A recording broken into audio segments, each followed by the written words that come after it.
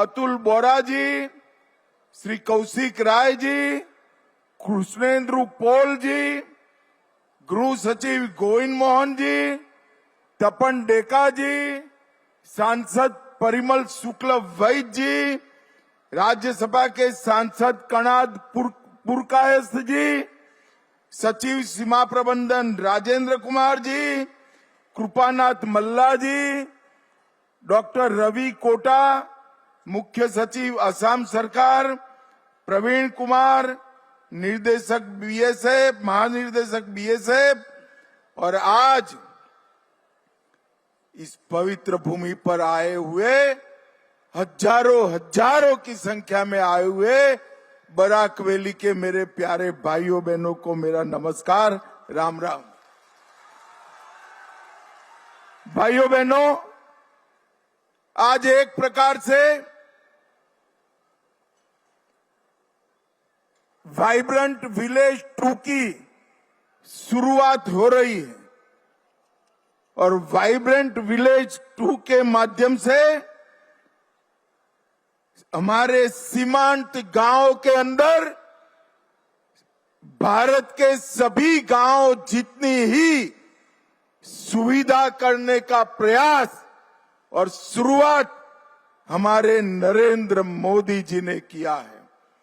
और ये पूरे बराक वैली के और आसाम के सीमांत जिलों में हर गांव के अंदर सभी प्रकार की सुविधाएं बनाने का काम नरेंद्र मोदी जी वाइब्रेंट विलेज 2 के माध्यम से करने वाले हैं। एक जमाना था जब सीमांत गांव को देश का आखिरी गांव कहा जाता था और आखिरी गांव सिर्फ सीमाओं के कारण नहीं, विकास की दृष्टि से भी आखिरी था, रोजगारी की दृष्टि से भी पिछड़ा था, बिजली कनेक्टिविटी के दृष्टि से भी पिछड़ा था और शिक्षा की दृष्टि से पिछड़ा था। मोदी जी ने वाइब्रेंट विलेज 1 कार्यक्रम में तय किया कि हर सीमा पर आया हुआ गांव आखिरी गांव नहीं है, भारत का पहला गांव है, भारत का पहला गांव है। और इसलिए आज हमारा ये गांव भी आज से पहला गांव बनने जा रहा है। और पहला नंबर सिर्फ सीमा से गिनती शुरू करे इसलिए नहीं है, विकास की दौड़ में भी असम के ये गांव पहला नंबर होंगे, रोजगारी में भी पहला नंबर होंगे, शिक्षा में भी पहला नंबर होंगे और सड़क और दूरसंचार, रोड और टेलीफोन कनेक्टिविटी में भी पहला नंबर होंगे। और एक पहचान है पहले गांव की, वो हमें देने का काम भारत के प्रधानमंत्री और हमारे लोकप्रिय नेता नरेंद्र मोदी जी ने दी है। बराक वैली वालों, एक बार मोदी जी के लिए जरा जोर से ताली बजाइए जरा।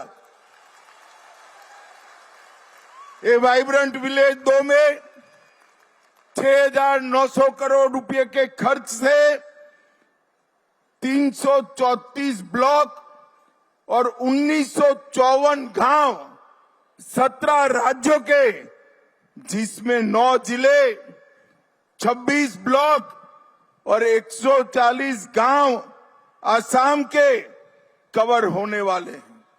असम के 140 गांवों में पूरी सुविधा भारत के हर गांव जैसी होगी। और इसके साथ साथ अरुणाचल, बिहार, गुजरात, जम्मू कश्मीर, लद्दाख, मणिपुर, मेघालय, मिजोरम, नागालैंड, पंजाब, राजस्थान, सिक्किम, त्रिपुरा, उत्तराखंड, उत्तर प्रदेश और पश्चिम बंगाल, पाकिस्तान और बांग्लादेश की सटी हुई सीमा के लगभग 334 ब्लॉकों में 2000 के आसपास गांवों का विकास का ये 7000 करोड़ रुपए का कार्यक्रम आज यहां पर शुरू हो रहा है। और इसके अंदर कई सारी योजनाएं हैं, जिसमें सुरक्षा से जुड़ी हुई योजनाएं, स्कीम सैचुरेशन से जुड़ी हुई योजनाएं और कई सारी कनेक्टिविटी की योजनाएं शामिल की है। मगर मैं बहुत ज्यादा इसके बारे में बताने की जगह आसाम की बात करने आया हूं। मित्रों, हमारा आसाम 2 समस्याओं से घिरा हुआ था। एक समस्या, आसाम में घुसपैठिए आसामियों के अधिकारों को छीन रहे थे। घुसपैठिया रोकना चाहिए या नहीं रोकना चाहिए भाई? अरे जोर से बोलो, रोकना चाहिए या नहीं रोकना चाहिए? एक कांग्रेस की सरकारों ने हमारी सीमाओं को घुसपैठियों के लिए खुला छोड़ा था।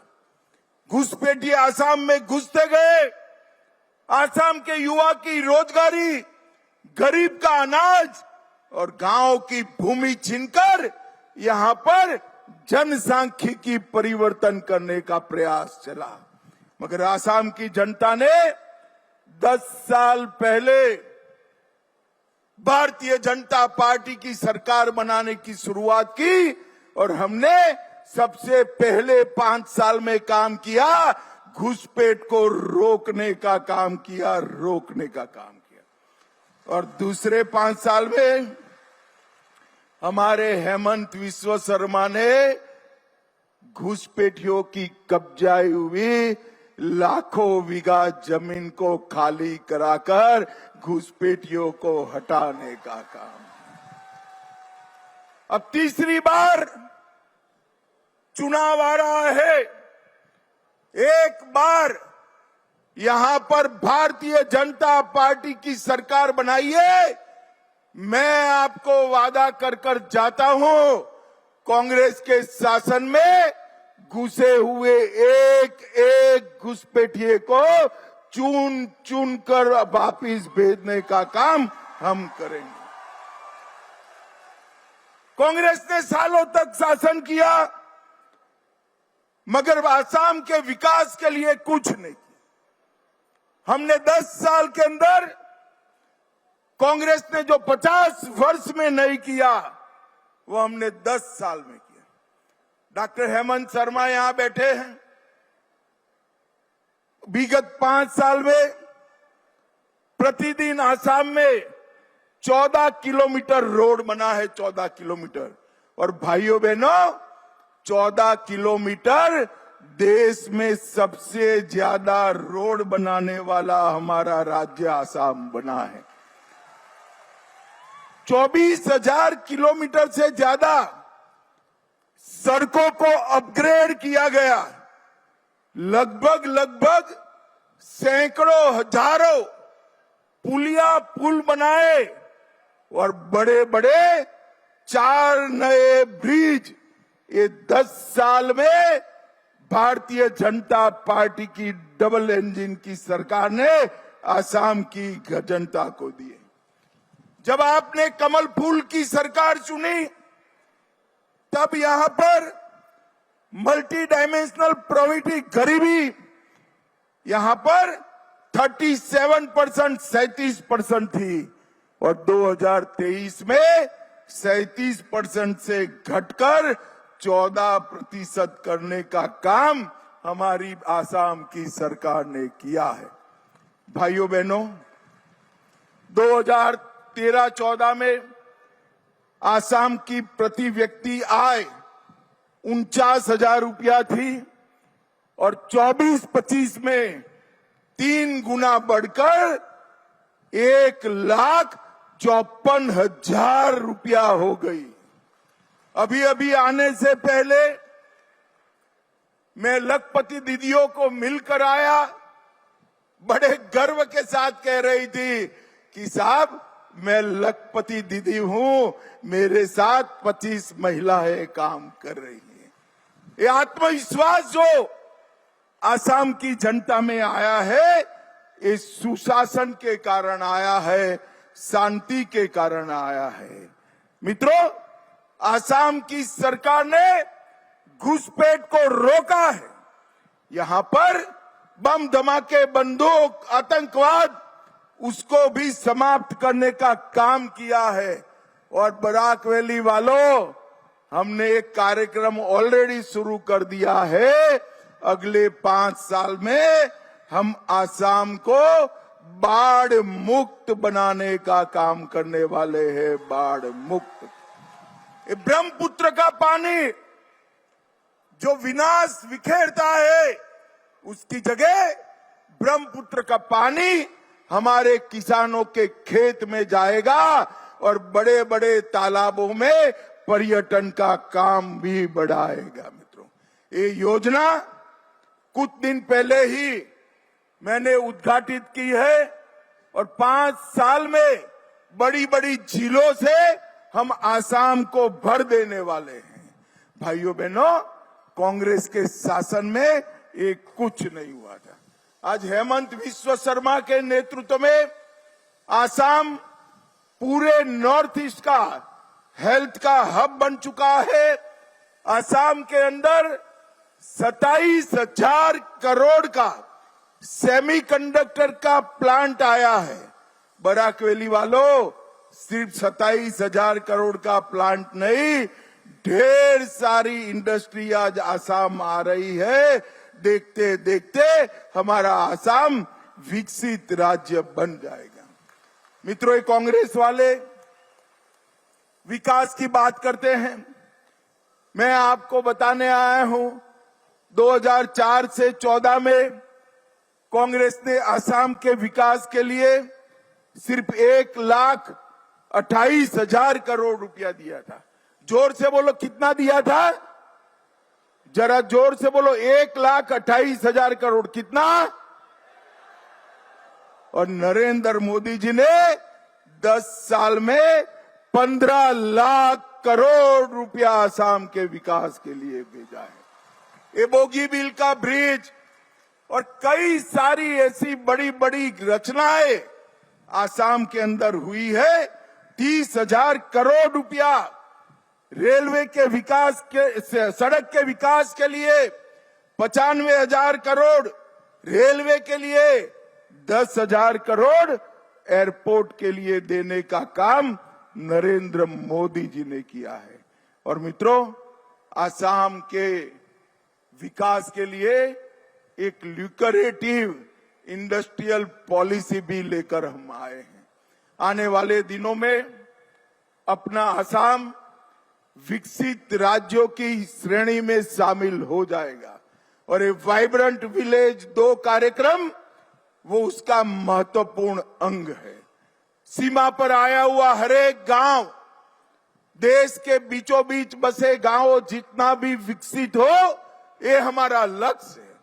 सीमा से पलायन न हो, सीमा से घुसपैठिए न घुसे और सुरक्षित आसाम के माध्यम से सुरक्षित भारत की संकल्पना, ये भारतीय जनता पार्टी का संकल्प है। आज मुझे बड़ा हर्ष हो रहा है कि वाइब्रेंट विलेज 2 कार्यक्रम की शुरुआत बराक वैली से, इस पवित्र भूमि से हो रही है और ये 17 राज्यों के सीमांत गांवों में विकास को अंजाम देने का काम करेगा।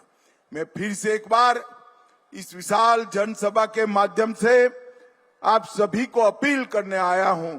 हमने 10 साल में असम को सुरक्षित किया है, हमने 10 साल में असम को विकसित किया है और आने वाले 5 साल में हम असम को बाढ़ मुक्त बनाने का काम करेंगे। बाढ़ मुक्त बनाने का।